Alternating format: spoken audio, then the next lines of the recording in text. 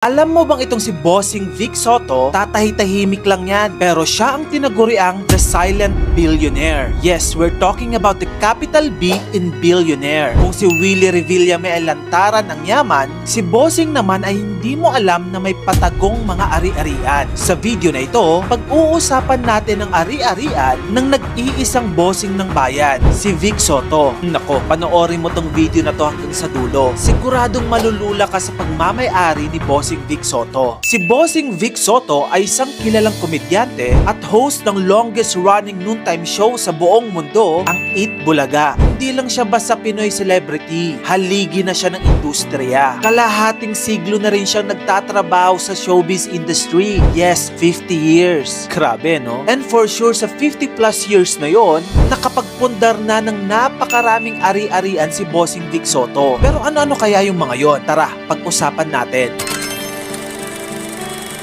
Unahin natin syempre sa kanyang sources of income. Saan nanggagaling yung kita niya? Si Bossing ang may-ari ng MZ Productions. Ito yung film and TV production company na nagbibigay sa atin ng blockbuster movies tulad ng si Agimat at Enteng Cabezote at ang Darling Kong Aswang. Maganda ang record ng MZ pagdating sa box office. More than 2 billion pesos na ang kinita nito all time.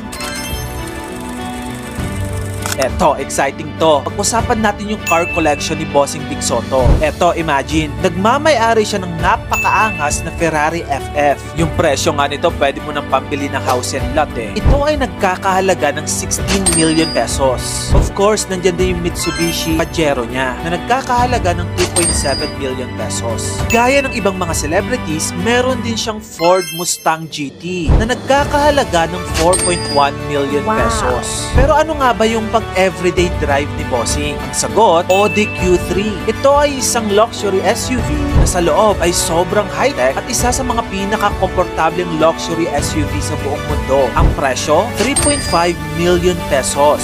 Syempre, hindi lang puro pansariling luho meron si Bossing. Dahil kasama dito ang pang-i-spoil niya sa kanyang asawa na si Pauline Luna. Dahil niregaluhan niya rin ito ng isa pang Audi Q3 noong graduation niya noong 2015. So that was 9 years ago. Sobrang sweet at galante ni Bossing, no? At kung sa tingin mo tapos na tayo sa car collection niya, nagkakamali ka. Dahil meron pa siyang pahabol na Jaguar XF, isang sleek at luxurious British sedan na nagkakahalaga ng 6.2 million pesos. Kung akala mo tapos ng listahan ng yaman ni Bossing, wait lang. Meron din siyang 2-story glass house sa Laguna. Kompleto ito sa lahat ng amenities. Meron itong modern kitchen, yung living room niya ay sobrang elegant, yung veranda niya ay may napakagandang view, at syempre hindi mawawala ang swimming pool na talaga namang pang 5-star hotel ang itsura. Ito pa, alam mo ba na yung ibinigay niyang engagement ring kay Pauline Luna ay nagkakahalaga ng 2.5 million pesos. Hindi lang ito basta-basta kasi it's one of the most expensive wedding rings in the country. Talagang pang royalty ang peg.